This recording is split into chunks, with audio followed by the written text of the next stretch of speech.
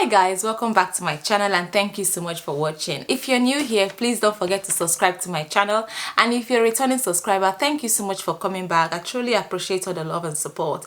Right, in today's video we're going to be talking about how to save up for your house deposit and practical steps that I took personally to help me save up for a house deposit, even though I was only earning about 24 to 25k per year at the time. But these practical steps help us save up for a house deposit a lot faster to be able to get on the property ladder. I know that it can take a long time to save up for a house deposit, but at the end of the day, if your goal is really to get on the property ladder, then it's definitely worth it. So you might have to make some short-term sacrifices and do some extra things on the side to be able to make more money to increase your income. But at the end of the day, it definitely pays off, because once you get your keys and get into your property, the excitement and the joy that you feel at the end of the day is definitely worth it. Especially with the cost of living crisis now and inflation, I know that it's a lot harder to try and get on the property ladder and save up a huge amount of money for your house deposit. So I'm hoping that watching this video helps you stay dedicated and motivated to continue saving towards your goal to get on the property ladder, because it's very possible. It's very much possible. You just have to keep making the short-term sacrifices that you have to do. Right, so without wasting much time, let's talk about the things that I did to be able to save up for the house deposit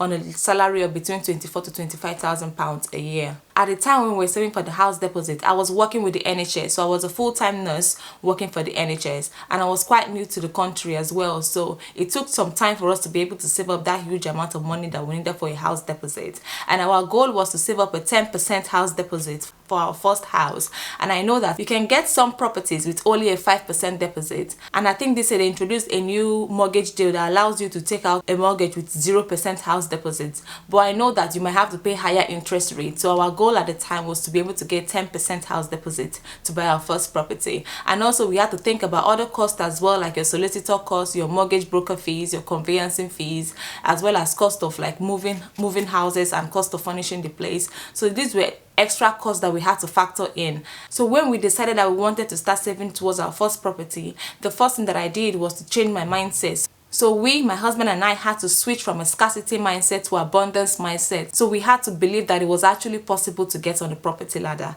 And this was something that really helped me along the process. Another thing that I did as well was to try and educate myself, because we were relatively new to the country. I had to learn a lot about how the property system works in the country. We had to learn about savings, your savings rate. We had to learn about opening different accounts that can help us save for the house deposit a lot faster. We had to educate ourselves, and I think there were even some times that we attended some free property seminars just to be able to get more information on how to buy a property in the UK. So definitely educating yourself is a good thing to do if you're considering buying a property. YouTube is a very good resource to have. We went on YouTube, we did a lot of research, watched a lot of videos, we listened to other people's stories on how they got their first property. We asked questions, because when you're relatively new to the country, you need to be able to ask questions and be able to learn more, because at the end of the day, knowledge is power. So we were very dedicated to growing our knowledge. Even though we didn't have the house deposit initially, while we were saving towards getting the first property, we asked a lot of questions and listened to a lot of people along the way. And by the time we eventually saved up the deposit for the house, we had the information that we needed to be able to take the step, apply for our mortgage,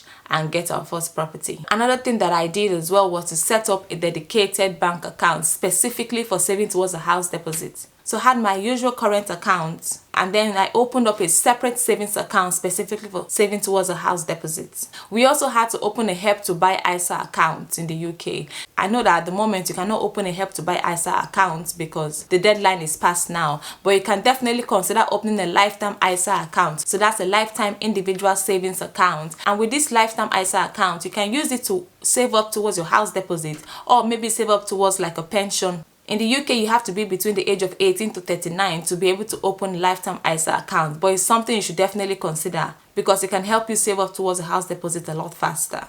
So another thing that we did was to automate our savings. So I had an ISA account to save up towards the house deposit. We also have a separate savings account which we're also paying money into to help us save up towards the house deposit. So what I did was that at the end of every month, when I get paid on, like, I think I got paid on the 27th or 28th of the month, I will set up a standing order to go out the next day straight into the ISA account. So this means regardless of all the bills that were coming out at the end of the month, I had already taken out the savings that was needed for the house deposit every month before I started making any extra expenses. And look at any subscription like your gym membership, that you can cut back on, because while you're saving for your house deposit, you might have to cut back on certain things and make certain short-term sacrifices just so that you can get your house deposit a lot faster. Another thing that we did to help us save up for this house deposit was to move houses. So if you're living in areas like London, where cost of living is quite high compared to other areas of the country, you can consider moving to a different area like the East Midlands, where things like rent can be more affordable, so that you're able to save up for this deposit a lot faster. Another thing that I did at the time was to move closer to work, so that I didn't have to drive to work. I was literally living about 15 minutes from my place of work, so that way we were able to save up on petrol costs. I know some people that have had to move in with parents while they're saving for a house deposit. Some people have had to move cities while they're saving for a house deposit. Because doing all these things means that you have more disposable income at the end of the month that you can put towards saving for your house deposit. And I've done a whole separate video on how to cope with cost of living crisis. So definitely check out that video as well.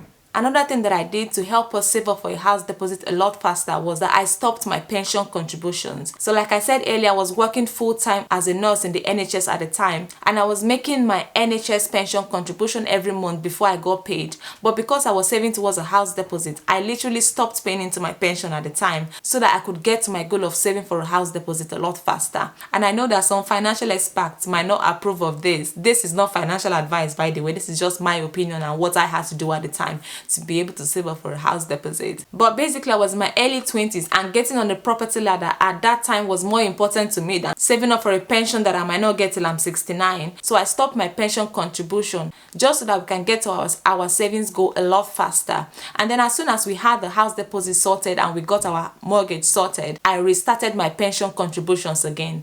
Another thing that I did as well at the time was to try and increase my income. So definitely I would advise that you consider side hustles that you can do to help, even if it's an extra 50 or 100 pounds a month.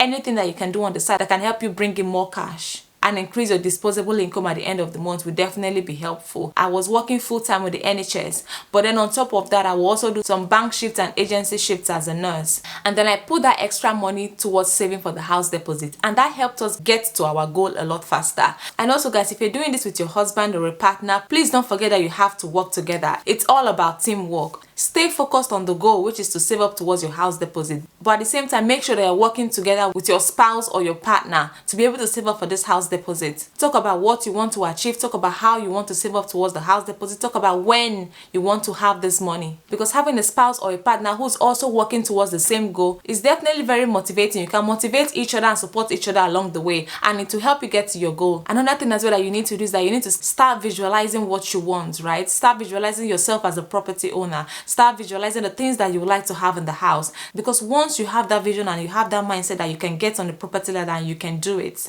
it helps you stay dedicated through the process. Also, before I forget, this video will be part of a property buying series on my channel, so definitely check out all the other videos. I've done a whole video on the property buying process. I've also done another video on how to build your credit score, how to cope with the cost of living so that you can save more towards buying your first property. So definitely check out these videos, guys. And that's the end of this video. I hope that these tips help you save up towards your first property. In fact, if one thing you get out of this video is to stay motivated towards saving for your house deposit, then that's a good thing, right? I know that is possible. I know if you keep working at it, it will definitely come to pass, because once you get your keys, and then you will see that all the sacrifices that you made have finally paid off. So hopefully this video helps you stay motivated on your journey to getting on the property ladder.